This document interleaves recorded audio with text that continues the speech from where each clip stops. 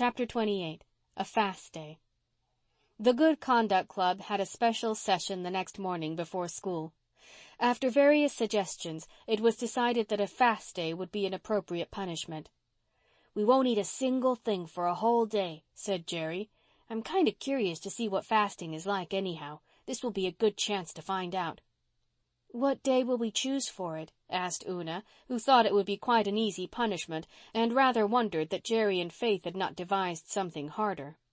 "Let's pick Monday," said Faith. "We mostly have a pretty filling dinner on Sundays, and Monday's meals never amount to much anyhow." "But that's just the point," exclaimed Jerry. "We mustn't take the easiest day to fast, but the hardest, and that's Sunday, because, as you say, we mostly have roast beef that day instead of cold ditto. It wouldn't be much punishment to fast from ditto. Let's take next Sunday. It'll be a good day, for Father is going to exchange for the morning service with the Upper Lowbridge minister. Father will be away till evening. If Aunt Martha wonders what's got into us, we'll tell her right up that we're fasting for the good of our souls, and it is in the Bible, and she is not to interfere, and I guess she won't." Aunt Martha did not. She merely said in her fretful, mumbling way, "What foolishness are you young rips up to now?" and thought no more about it. Mr. Meredith had gone away early in the morning before anyone was up. He went without his breakfast, too, but that was, of course, of common occurrence. Half of the time he forgot it, and there was no one to remind him of it. Breakfast, Aunt Martha's breakfast, was not a hard meal to miss.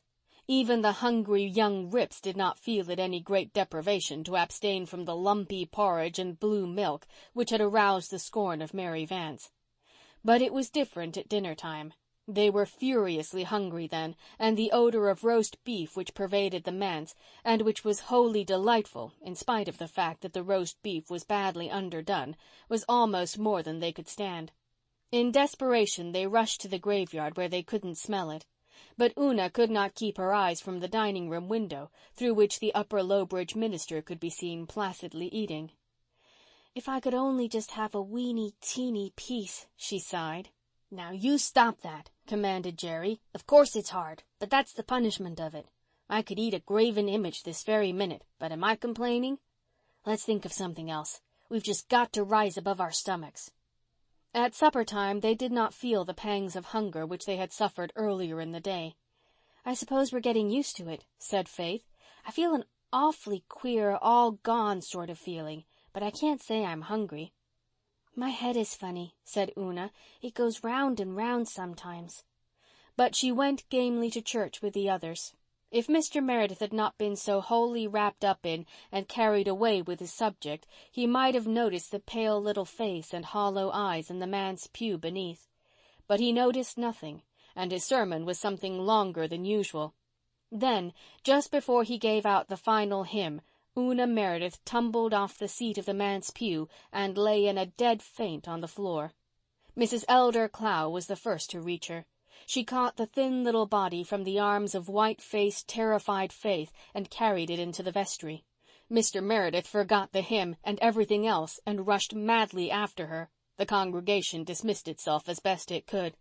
"Oh, Mrs. Clow," gasped Faith, "is Una dead? Have we killed her?" "What is the matter with my child?" demanded the pale father. "She has just fainted, I think," said Mrs. Clow. "Oh, here's the doctor, thank goodness." Gilbert did not find it a very easy thing to bring Una back to consciousness. He worked over her for a long time before her eyes opened. Then he carried her over to the manse, followed by Faith sobbing hysterically in her relief. "She's just hungry, you know. She didn't eat a thing today. None of us did. We were all fasting." "Fasting," said Mr. Meredith, and "fasting," said the doctor. "Yes, to punish ourselves for singing Polly Wolly in the graveyard," said Faith. "My child, I don't want you to punish yourselves for that," said Mr. Meredith in distress. "I gave you your little scolding, and you were all penitent, and I forgave you." "Yes, but we have to be punished," explained Faith. "It's our rule, in our Good Conduct Club, you know. If we do anything wrong or anything that is likely to hurt Father in the congregation, we have to punish ourselves. We are bringing ourselves up, you know, because there is nobody to do it." Mr. Meredith groaned, but the doctor got up from Una's side with an air of relief. "Then this child simply fainted from lack of food, and all she needs is a good square meal," he said. "Mrs. Clow, Will you be kind enough to see she gets it? And I think from Faith's story that they would all be the better for something to eat, or we shall have more faintings." "I suppose we shouldn't have made Una fast," said Faith remorsefully. "When I think of it, only Jerry and I should have been punished. We got up the concert, and we were the oldest." "I sang Polly Wolly just the same as the rest of you," said Una's weak little voice, "so I had to be punished too." Mrs. Clow came with a glass of milk.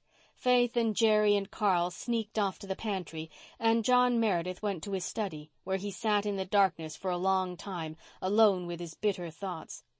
So his children were bringing themselves up, because there was nobody to do it, struggling along amid their little perplexities without a hand to guide or a voice to counsel. Faith's innocently uttered phrase rankled in her father's mind like a barbed shaft. There was nobody to look after them, to comfort their little souls and care for their little bodies. How frail Una had looked, lying there on the vestry sofa in that long faint. How thin were her tiny hands, how pallid her little face. She looked as if she might slip away from him in a breath. Sweet little Una, of whom Cecilia had begged him to take such special care. Since his wife's death he had not felt such an agony of dread as when he had hung over his little girl in her unconsciousness. He must do something. But what? Should he ask Elizabeth Kirk to marry him? She was a good woman. She would be kind to his children. He might bring himself to do it if it were not for his love for Rosemary West. But until he had crushed that out, he could not seek another woman in marriage. And he could not crush it out. He had tried, and he could not. Rosemary had been in church that evening for the first time since her return from Kingsport. He had caught a glimpse of her face in the back of the crowded church just as he had finished his sermon. His heart had given a fierce throb.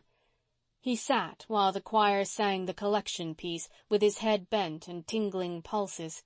He had not seen her since the evening upon which he had asked her to marry him. When he had risen to give out the hymn, his hands were trembling and his pale face was flushed. Then Una's fainting spell had banished everything from his mind for a time. Now, in the darkness and solitude of the study, it rushed back. Rosemary was the only woman in the world for him. It was of no use for him to think of marrying any other. He could not commit such a sacrilege, even for his children's sake. He must take up his burden alone. He must try to be a better, a more watchful father.